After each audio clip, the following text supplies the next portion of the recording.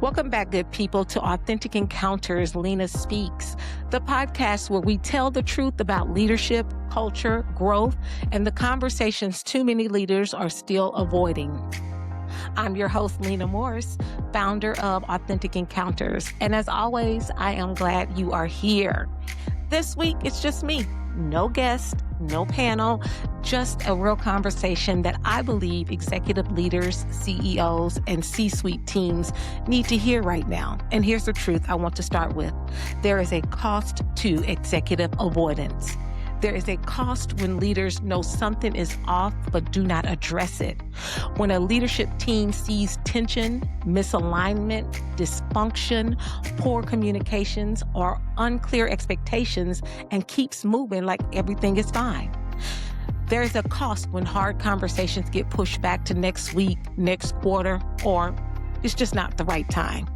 And the reality is, by the time many leaders finally deal with the issue, the organization has already been paying for it. It has already shown up in the culture, in the communication, the frustration of your strongest people, in the meeting after the meeting. It has already shown up in disengagement, delay, inconsistency, or distrust. So today, that's what we're talking about.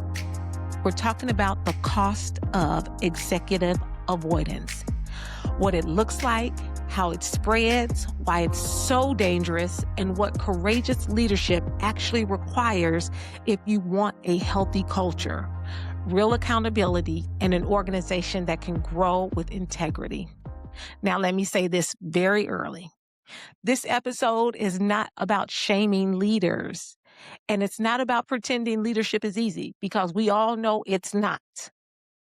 Leadership is heavy. Executive leadership, some would say, is heavier. There is a real pressure, real competing priorities, real financial realities, and real consequences attached to your decisions. I get that. But I also know this: what leaders avoid does not disappear. It usually deepens, it spreads, and eventually somebody else in the organization has to carry the weight of what leadership has not confronted. And that right there is where the costs start getting expensive. You know, avoidance is interesting because it doesn't always look dramatic. Sometimes avoidance looks polished, it looks professional, it sounds like wisdom. Sometimes it sounds like we still need a little more time to make this decision, or this is delicate. We don't want to move too fast, or let's circle back. Now, don't get me wrong, and let's be very clear. There are times and moments when thoughtful pacing is necessary, when leaders do need more information, and when slowing down is wise. But there's a difference between discernment and delay, between wisdom and avoidance, being strategic and being uncomfortable.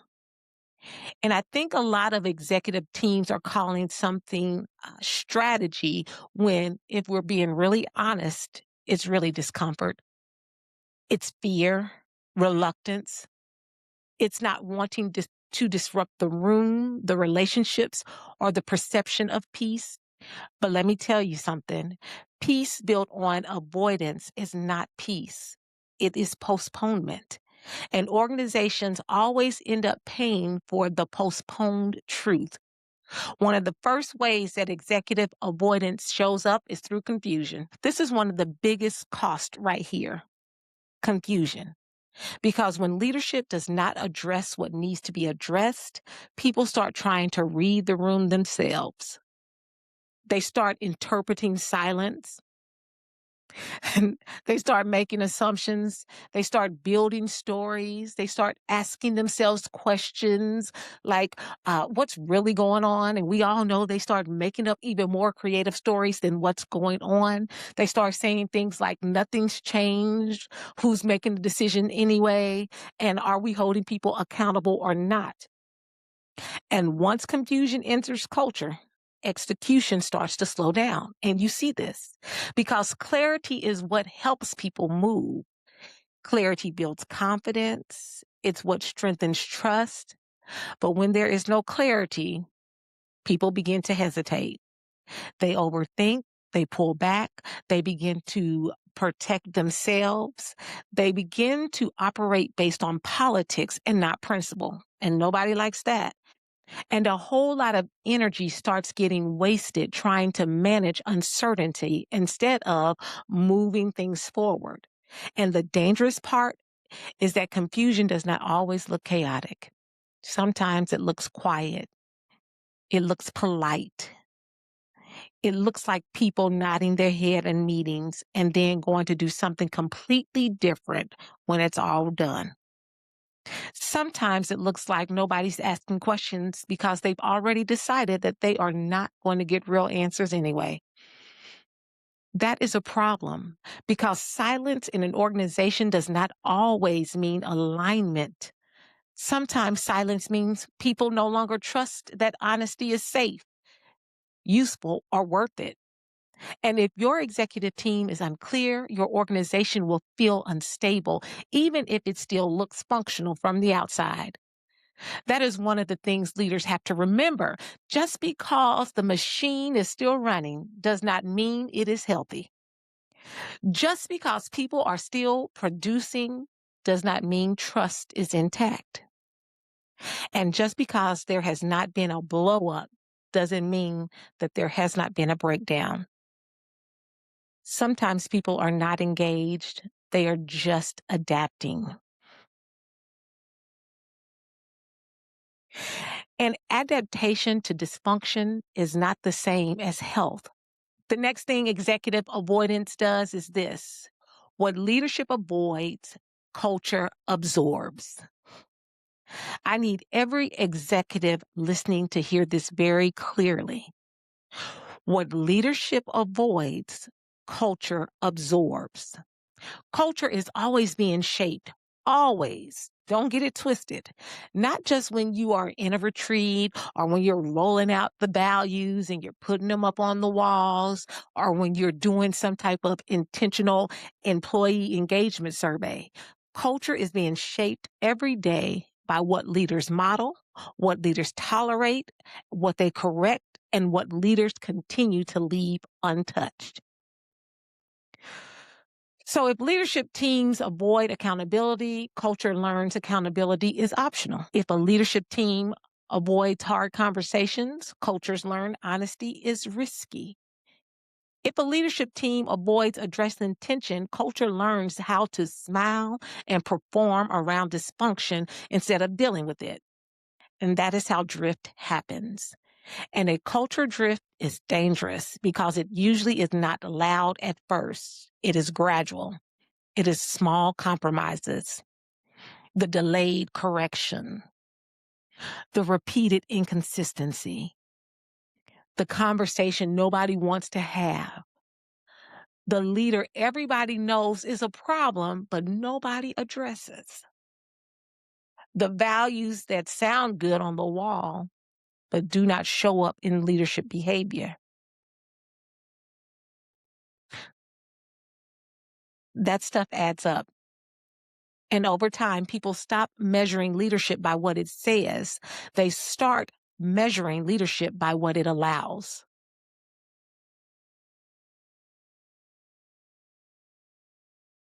Let me say that again. People stop measuring leadership by what it says. They start measuring leadership by what it allows. That is why culture work fails in so many organizations, because leaders want the language of trust, but they do not want the practice of accountability. They want the language of alignment, but they do not want the discomfort of correction. They want the appearance of health, but they do not want to confront the behaviors that are making the organization sick. And that just does not work. Your culture will eventually reflect what your leadership team has the courage to confront or the fear to avoid. Now, let me take this one step further.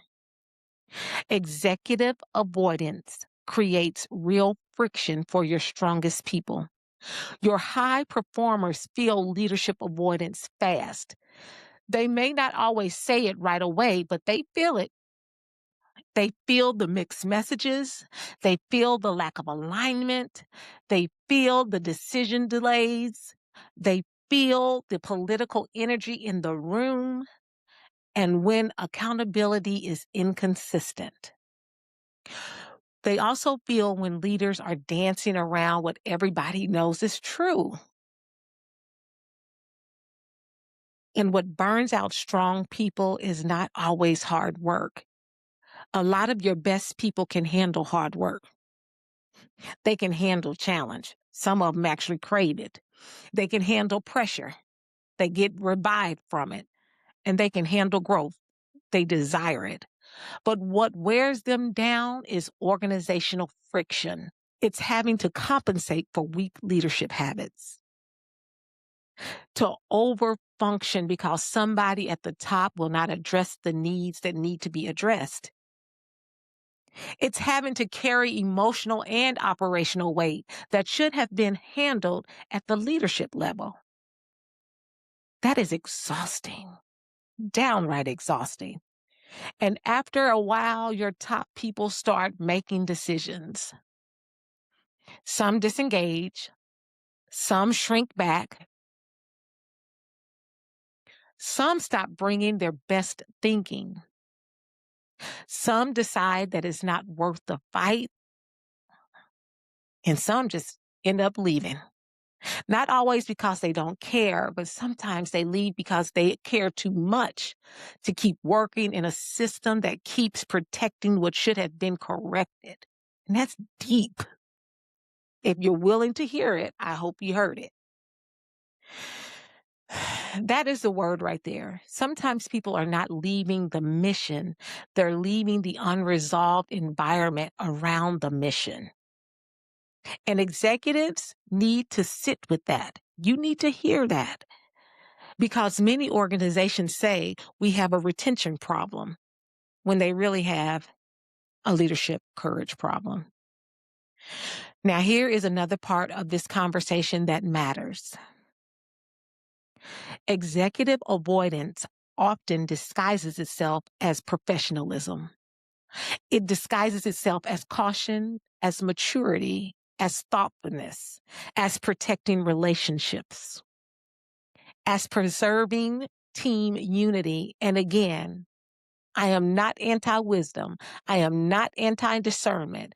I am not anti-process, but I am saying this. There are some executive teams that are not being strategic. They are being protected. Protected from discomfort, from conflict, from exposure, from making a hard call. They are protected from having to say things that they know that need to be said. And the danger in this is when leaders delay truth in order to preserve comfort, they usually end up creating a bigger disruption later. Because now the issue is deeper. Now trust is lower. People are more frustrated. The story is bigger than when it really started out. And the consequences have spread greater. So what could have been addressed with some courage early on requires more cleanup later. And that is super expensive. It is expensive emotionally, culturally, relationally, and very often it is expensive financially because leadership avoidance slows decisions, damages trust, weakens execution, and creates drag across the organization. And drag is expensive. Now, when I say courageous leadership, I want to be clear what I mean. Courageous leadership is not being reckless. It's not being rude. It's not being aggressive just for the sake of making a point. It's not even being the loudest person in the room. Courageous leadership means being willing to name what needs to be named while there is still time to lead it well. It means not pretending. It means not outsourcing what belongs to the leadership team. It means not hiding behind timing forever. It means not calling dysfunction complexity just because you don't want to confront it. Courageous leadership means you go first. You say, this is not working. You say, we are not aligned. You say, this behavior does not match what we say we value. You say, this leader needs support, correction, or a different seat. You say, our communication has not been clear, or our people are carrying confusion because we have not led with enough clarity. That is it. That is leadership. Not because it feels good, but because it is responsible. And one of the questions I think executive leaders need to ask themselves more often is this: what is my organization currently paying for because I have not addressed something? This is a hard question. I get it, but it is the right question at the right time. What is the team carrying because leadership has delayed the truth? What are employees having to manage because expectations have not been clarified? Where is trust being eroded because people see the inconsistency? They're not blind. What conversation has been postponed so long that it's already shaping the culture? People see it. Because whether leaders realize it or not, every delay is teaching people something. It is teaching them what matters. Regardless of what your mouth say, it is teaching them what gets tolerated, who gets protected. It is teaching them whether clarity is coming or whether confusion is here to stay. And it also shows whether courage is actually exists at the top.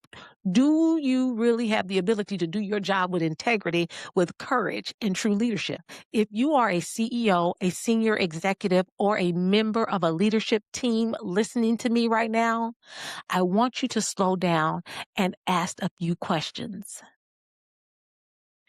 What conversations have you delayed that your organization is already paying for? Where has politeness replaced honesty on your leadership team? What issue keeps showing up in different forms because nobody has addressed it from the root? What are your high performers carrying that leadership should have resolved? And finally, are you calling something complex that is really just uncomfortable? Sit with that. Because the longer leadership delays necessary truth, the more expensive that truth becomes. Let me also say this to those of you who are in the season of growth, change, restructuring, innovation, or pressure. This matters even more in those seasons because when the pressure increases, avoidance gets more tempting. It gets easier to say, we will deal with that later. But in seasons of change, people need clarity even more. They need more alignment, more trust. They need leaders who are willing to say the true thing, the hard thing, the needed thing before the organization starts drifting under the weight of what has gone unspoken. Organizations do not drift into health. They are led there. And that means somebody has to go first.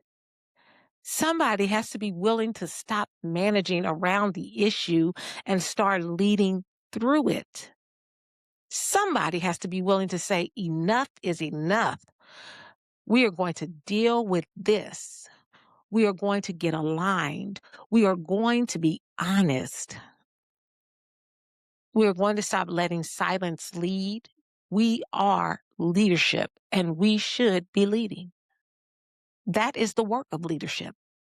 That is the work of courageous leadership. And honestly, that is the kind of work that changes organizations for real. Not surface level change, not motivational talk, not another campaign with good language and no behavioral follow through. I mean, real change. The kind of change where leaders grow in maturity. And listen, I've been fortunate enough to be a part of some of that work, and I love it.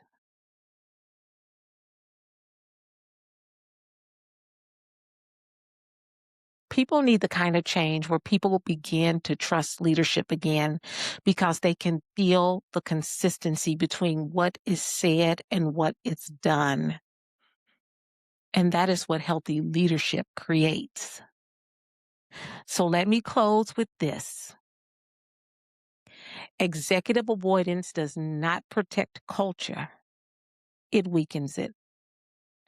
Executive avoidance does not preserve trust. It erodes it. And executive avoidance does not reduce disruption. It usually delays disruption until the cost is higher and the impact is wider. And that is the truth.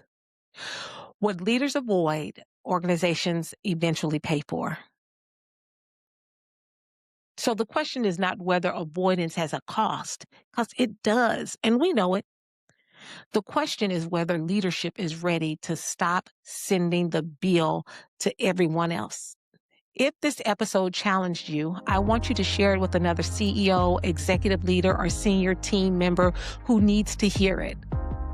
If your organization is feeling the cost of what has gone unaddressed, if you're seeing it in your culture, your communication, your retention, your alignment, or your execution, this is the work we do. Authentic Encounters, we help organizations move from training to transformation through courageous leadership, executive coaching, and culture development that actually sticks. You can learn more about and connect with or book a conversation with me through our website, AuthenticEncountersLLC.com. Thank you for being here this week with me on Authentic Encounters, Lena Speaks. I'll see you next time.